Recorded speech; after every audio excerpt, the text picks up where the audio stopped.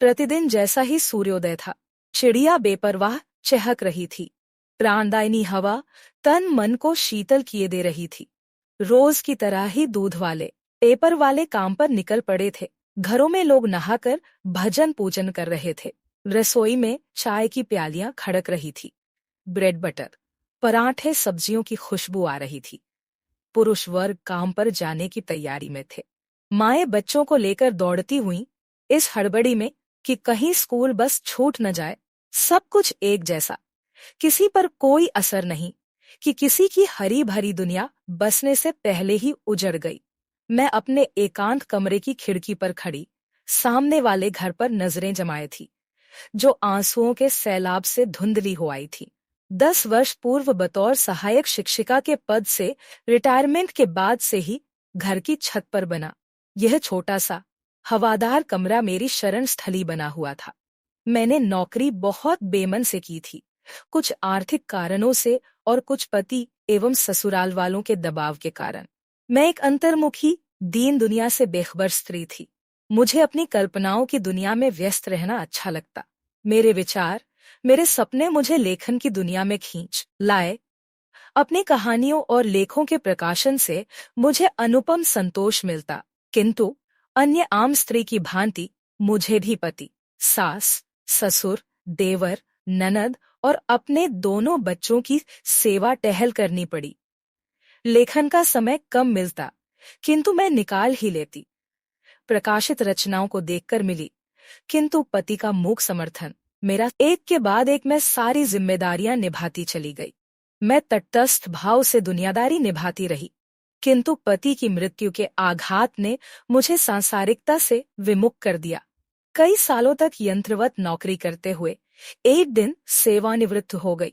उसी दिन शाम को बुलाकर मैंने अपनी एकमात्र बहू को आलमारी व बैंक लॉकर की चाबियां, कीमती साड़ियां व गहने सब कुछ सौंपकर हाथ झाड़ लिए। हमारा छोटा सा बंगला सभी सुख सुविधाओं से संपन्न था, किंतु धन, ऐश्वर्य, विलासिता, सांसारिकता से मैं पूर्णतः विमुख हो चुकी थी। मैंने छत पर एक एकांत कमरा बनवाया और इसी कमरे में रहने लगी।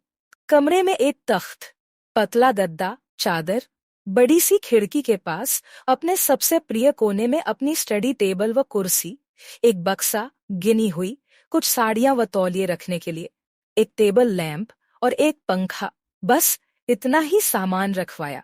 मेरे लिखने पढ़ने की मेज ही मेरी सबसे रुचिकर जगह थी, जहां मेरी कल्पनाएं नित नए रूप में पंख पसारे मेरे आसपास मंडराती और उन्हें श्वेत कागजों पर शब्दों में ढालते, मूर्त रूप देते हुए मैं दुनिया की सबसे सुखी स्त्री होती। मैं मोह माया से विरक्त 75 वर्षीय वृद्धा अपनी ही रचनाओं में लीन जी रही थी। तभी एक दिन अचानक मेरा भी किसी से जुड़ाव हो गया और मैं किसी के मोह में पड़ गई। उस दिन सुबह नहा धोकर बैठी ही थी कि अचानक शंख, उलोक ध्वनि और खिलखिलाहट ने मेरी तंद्रा भंग कर दी। देखा, सामने वाले घर का बड़ा लड़का शादी के बाद घर में प्रवेश करने जा रहा था। दूल्हा धोती कुर्ता व सिर पर टोपोर पहने था और उसके बगल में लाल बनारसी साड़ी में सजी सिमटी सी खड़ी थी। उसकी दुल्हन, सिर पर श्वेत मुकुट, विदाई के आंसुओं से धुला सुंदर चेहरा, क्लांत भाव, नयन झुके हुए। लड़का कुछ मस्ती के मूड में था। माँ द्वारा आरती कर लेने और बहनों से कुछ लेन देन के बाद उस जोड़े को गृह प्रवेश की अनुमति मिल गई। वह बंगाली ब्राह्मण परिवार था। अगले दिन बहु भोज के आयोजन में बहू ने हरे रंग के सुनहरे चौड़े बॉर्डर वाली तांत की साड़ी पहनी थी। वह गहनों से लदी थी। केश पूरे खुले थे, घूंघट भी बस नाम मात्र का था।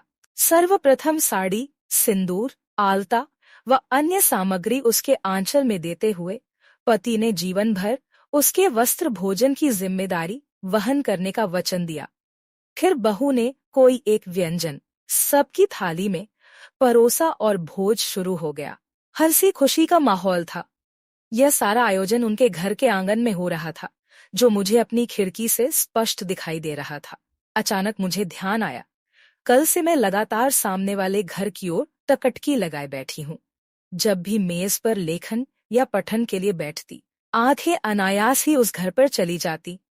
दुबली पतली, बड़ी बड़ी आंखों वाली, घनेरी पलकें, सुतवा नाक और पतले अधरों वाली वह श्यामवर्णा लड़की मेरे मन में बस गई।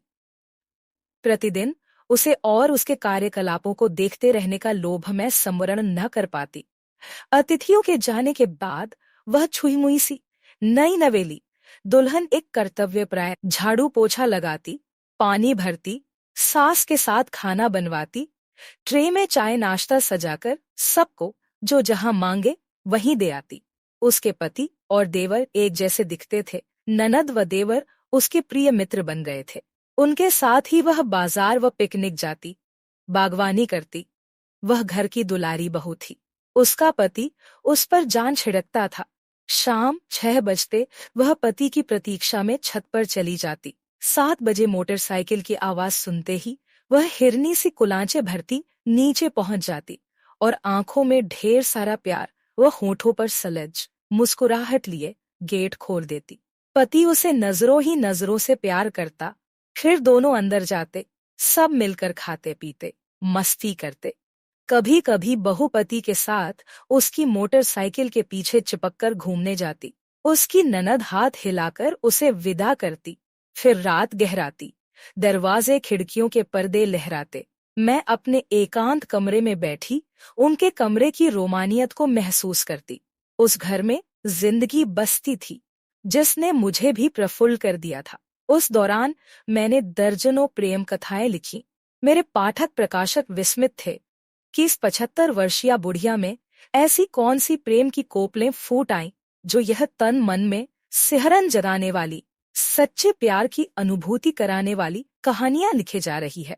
अब उन्हें भला कौन बताता कि मैं सचमुच ही सामने वाली बहू, जिसका मैं नाम भी नहीं जानती थी, से एक गहरा रिश्ता जोड़ बैठी थी। फिर उसके देवर को कहीं बाहर नौकरी मिल गई और वह चला गया। उसकी ननद की भी शादी हो गई। अब घर में बस 2 जोड़े रह गए थे, जिनमें एक वृद्ध था और दूसरा जवान, प्रेम में उन्मत्त, जीवन से भरपूर।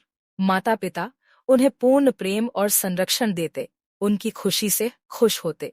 शायद अब वे उनसे एक बच्चे की अपेक्षा करने लगे थे, और ऐसा ही कुछ होता भी यदि अचानक एक भयंकर दुर्भाग्य का साया उस परिवार पर न पड़ा होता। को मेरी बहू ने मुझे बताया कि सामने वाले घर के बड़े पुत्र की एक सड़क दुर्घटना में मौत हो गई। उस घर से आती माँ की चीखें, पिता का निःशब्द क्रंदन और बहू का आर्तनाद मैं अपने कमरे से सुन और महसूस कर सकती थी। पूरी रात गृहस्वामी अपने छोटे पुत्र के साथ युवा बड़े पुत्र के शव की कांट छांट देखते रहे थे। उनकी रात पोस्टमार्टम रूम के बाहर ही बीत गई और अब भोर में सफेद वस्त्रों में लिपटा शरीर घर के आंगन में पड़ा था। वही शरीर जिसे माँ ने महीनों कोख में रखा, जन्म दिया और बड़े अरमानों से पाला था। वही शरीर जो पिता के बुढ़ापे की लाठी था, बहन भाई का दुलारा था और जो एक युवा स्त्री का सब कुछ था। वह बदहवास से निर्जीव शरीर को निहार रही थी। उसकी ननद दहाड़े मारती उसे खींच रही थी। अचानक उसकी सास गरजी इसी नासपीटी के लिए कश्मीर भ्रमण का टिकट कटाने गया था। मेरा लड़का और ऊपर का टिकट कटवाया। माँ, ये क्या कह रही हो? छोटे पुत्र ने विरोध करना चाहा, किंतु वह नहीं रुकी। मैं कैसे चुप रहूं? इसे कोख में रखा था 9 महीने।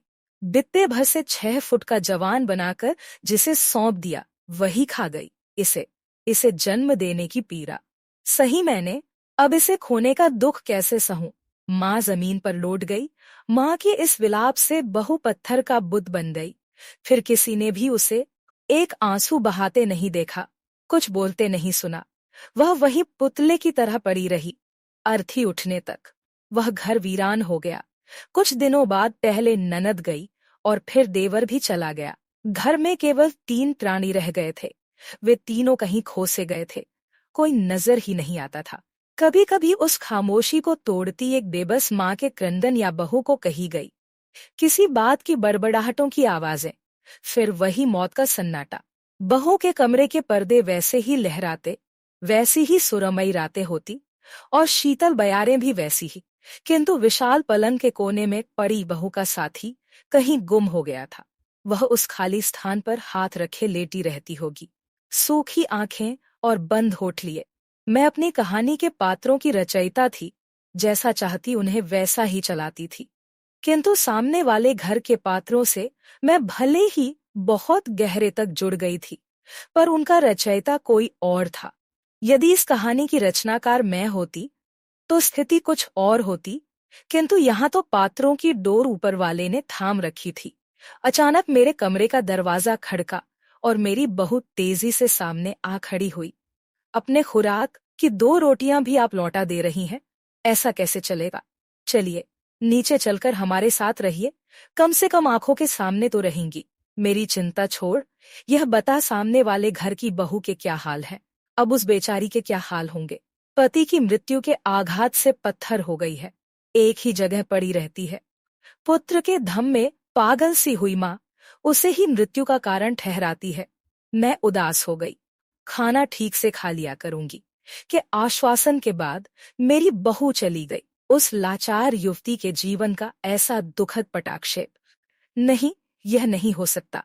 मैं धैर्य से ईश्वर के अगले कदम की वैसे मेरे कल्पनाशील मस्तिष्क ने उसके भविष्य की कहानी रचनी शुरू कर दी थी। क्या वह विधाता के आदेश से मिलती जुलती होगी? फिर पता चला बहू का देवर आया है। हूबहू पति जैसे चेहरे वाले देवर को सामने देख बहू अचानक दहाड़े मारकर रो पड़ी। महीनों तक बुद्ध बनी रही थी, किंतु अब आंसुओं के सैलाब ने उसे गहरे आघात से उबरने का अवसर दे दिया। वह धीरे धीरे सामान्य होने का प्रयास करने लगी। मेरे दिन का अधिकांश समय उसे ताकते ही बीतता। ईश्वर ने अवश्य उसके लिए भी कुछ सोच रखा होगा। उसके नियम क्रूर होते हैं, किंतु अन्यायपूर्ण नहीं। अब मैं जितनी कथा कहानियां लिखती, सब दुखांत हो जाते।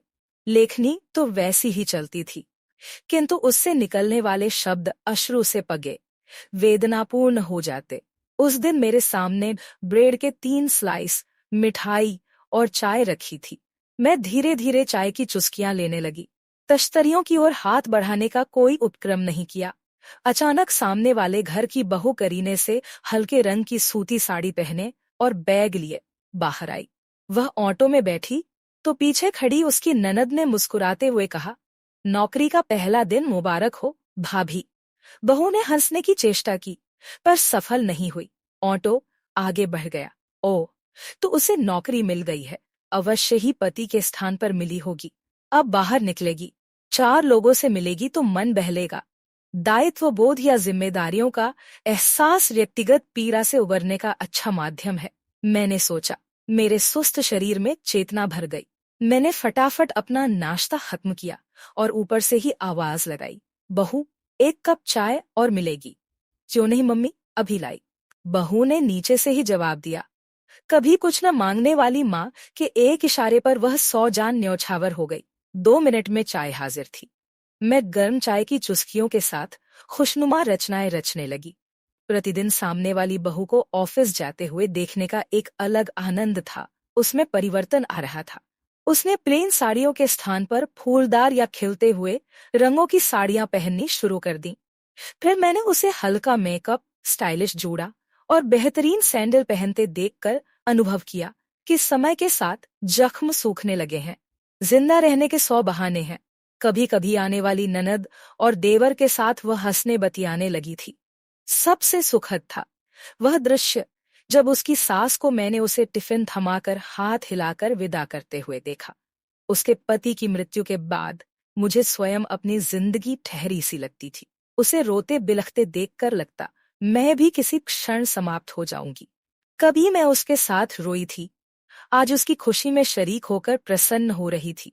जैसे मैं अपनी कहानियों के पात्रों को इच्छानुसार ढालती थी, वैसे ही परमेश्वर भी तो अपने बनाए पात्रों के जीवन में उलट फेर करके आनंदित होता होगा।